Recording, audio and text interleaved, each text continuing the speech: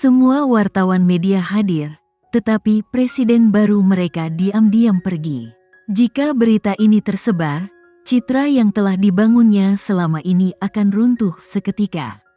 Gavin tidak mengucapkan sepatah kata pun. Dia memimpin dan berjalan menuju ruang konferensi. Dimas mengikutinya dengan patuh. Meskipun banyak yang ingin dia katakan, dia hanya diam saja. Tuan Presiden, sepanjang perjalanan, banyak orang yang menyapa Gavin dengan hormat.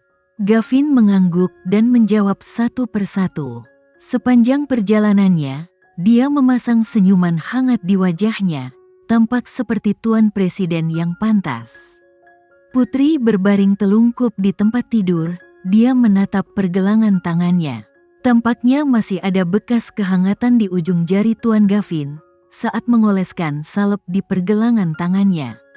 Ketika dia mengoleskan salep untuknya, dia begitu fokus dan serius, dan dia melihat sedikit simpati di wajahnya. Dia adalah presiden suatu negara yang bermartabat.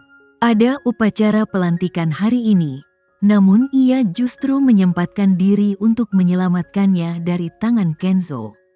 Dia tidak hanya menyelamatkannya, tetapi dia juga memintanya untuk masuk ke mobilnya. Selain itu, dia secara pribadi mengoleskan salep untuknya dan mengirimnya kembali ke keluarga Baskara. Dia juga memerintahkannya untuk tinggal bersama keluarga Baskara daripada di hotel. Saat dia berpikir lebih dalam, jantung Putri berdebar lebih cepat. Jika dia bukan saudara laki-lakinya David, bagaimana mungkin dia, presiden suatu negara yang tangguh, bisa begitu bebas dan bersedia menghabiskan waktu bersamanya? Namun, jika dia adalah saudara laki-lakinya David dan dia memperlakukannya dengan baik, mengapa dia tidak mengakuinya?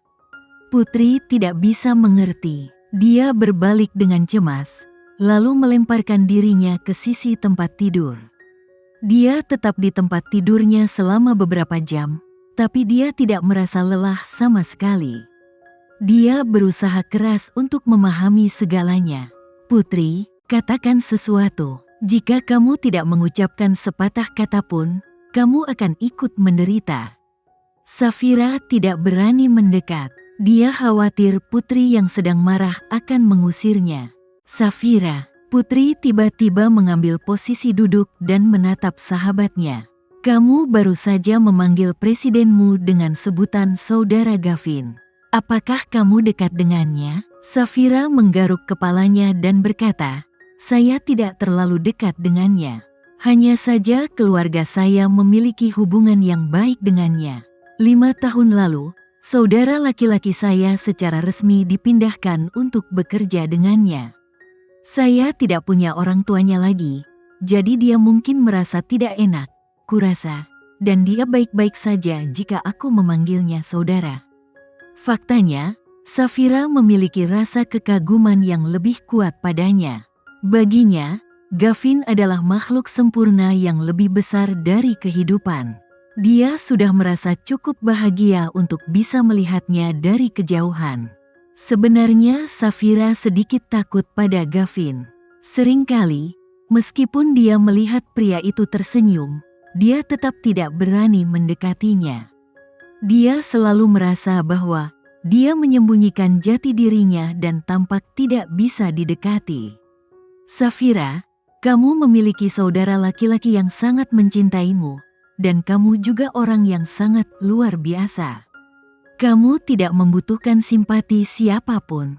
Jangan meremehkan dirimu sendiri di masa depan. Dalam pandangan Putri, setiap orang adalah pribadi yang mandiri dan mempunyai tujuan hidup masing-masing.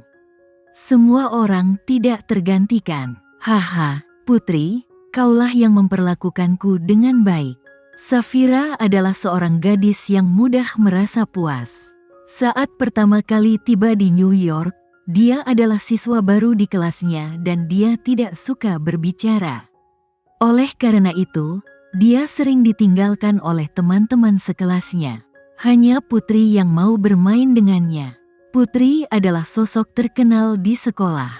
Orang-orang memperhatikannya. bukan hanya karena dia adalah putri berharga dari keluarga Sanjaya yang dimiliki perusahaan Sandiga, tetapi juga karena dia prestasi akademisnya luar biasa. Dia hanya membutuhkan 2 tahun untuk melakukannya, yang akan membawa orang lain berkeliling 3-4 tahun untuk menyelesaikannya.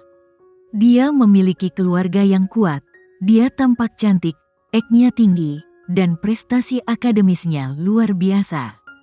Dia sempurna, dan semua orang baik padanya. Oleh karena itu, di sekolahnya, semua orang memperhatikan dan mengikuti setiap gerakannya. Tentu saja, siapapun juga akan memperhatikan teman-teman yang dia simpan di sekitarnya. Setelah Safira menjadi teman Putri, tidak ada seorang pun di sekolah yang berani mengusirnya. Dia menjadi orang tengah bagi semua orang untuk lebih dekat dengan Putri. Di sekolah, untuk menyanjung Putri, banyak orang menemukan cara untuk memberi Putri hadiah berharga melalui Safira. Safira awalnya ragu untuk menerimanya. Putri tetap memintanya untuk menerima hadiah itu, jadi dia akan menyumbangkannya kepada anak-anak di panti asuhan setelahnya. Sejak saat itu, Safira lebih mengenal Putri. Di satu sisi, dia bisa sejahat iblis, tapi di sisi lain, dia bisa secantik bidadari. Sedangkan dia memiliki karakter pasif. Sepanjang hidupnya, kakaknya bertanggung jawab urusannya. Setelah dia berteman dengan Putri, tentu saja dia mendengarkan kata-kata Putri. Putri menatap Safira dan berkata, "Jangan berpura-pura menjadi baik di hadapanku. Kamu harus ingat bahwa kakakmu lah yang memperlakukanmu dengan baik. Adikmu juga sangat baik padamu." Safira pernah bertemu Kenzo sebelumnya. Orang itu biasanya tidak banyak bicara, tapi dia sangat baik pada Putri. Dia tidak hanya bertemu Kenzo sebelumnya, dia juga bertemu dengan saudara laki-laki Putri yang berusia 8 tahun dan orang tuanya dari jauh. Dia sangat mengagumi gen keluarga Sanjaya. Masing-masing dari mereka sangat tampan. Jangan menyebut orang di depanku itu. Putri sama sekali tidak ingin membicarakan orang itu. Dia bukan saudara laki-lakinya. Tidak ada saudara laki-laki yang akan menghancurkan foto setelah mengetahui bahwa saudara perempuannya akan mencarinya. Putri mengatupkan bibirnya dan berkata, "Bisakah kamu bertanya kepada saudara laki-lakimu atas nama saya? Apakah Presiden pernah meninggalkan negara A ketika dia berusia sekitar 16 tahun?"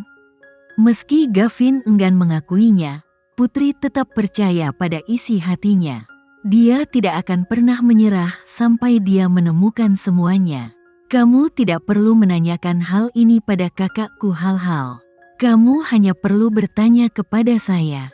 Presiden kita yang baru adalah putra ketiga mantan presiden. Dia telah tinggal di negara itu sepanjang waktu. Dia mustahil baginya untuk berkeliaran di luar begitu lama. Safira sangat yakin, meskipun dia tidak dekat dengannya, kakaknya banyak bercerita padanya cerita. Tidak mungkin, kamu perlu mendapat konfirmasi lagi. Jika kali ini dia masih tidak dapat membuktikan bahwa presiden negara A yang baru adalah kakaknya David, maka dia akan menyerah. Putri, aku bisa memintamu pada kakakku, tapi kamu harus berjanji padaku bahwa kita harus tenang di masa depan. Kamu tidak bisa meninggalkanku dan meninggalkanku seperti hari ini lagi. Safira belum pernah melihat Putri kehilangan kendali emosinya sebelumnya. Untungnya, Presiden baik hati dan mengantar Putri kembali ke rumahnya secara pribadi. Kalau tidak, sebagai tuan rumah, dia benar-benar tidak tahu harus berbuat apa. Karena Presiden menghilang selama 1 jam tanpa peringatan sebelumnya, pertemuan tersebut ditunda 1 jam. Oleh karena itu, pertemuan berakhir sangat terlambat.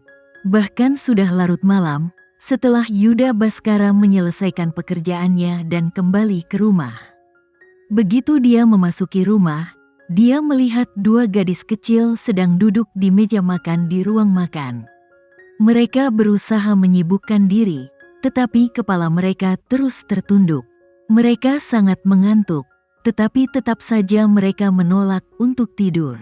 Batuk. Dia terbatuk-batuk untuk membangunkan kedua gadis itu.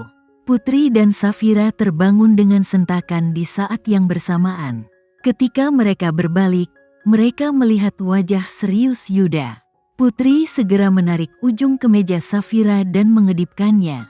Namun, Safira sangat mengantuk hingga lupa dengan apa yang telah mereka diskusikan sebelumnya. Dia bertanya dengan bodoh, "Putri, apakah ada sesuatu di matamu?" Wajah Putri berubah. Bagaimana dia bisa menyelesaikan masalah dengan berteman dengan orang bodoh ini? Bagaimana dia bisa mempercayai Safira bahwa dia bisa membantunya menyelesaikan segala sesuatunya dengan baik? Mungkin Safira bukan masalahnya di sini, namun Putri terlalu bersemangat untuk menemukan David secepat mungkin. Sekian dulu ya video kali ini, kita lanjutkan lagi videonya di lain waktu. Oh iya, bagaimana menurut kalian? Semoga bisa sedikit menghibur kalian semua. Untuk teman-teman yang baru nonton, jangan lupa subscribe ya, hehehe. Dan kalau teman-teman ada yang ingin gabung langganan, bisa langsung gabung saja untuk dapat fitur yang menarik dan sedikit membantu Mimin. Terima kasih banyak sudah menonton, sampai jumpa lagi, bye.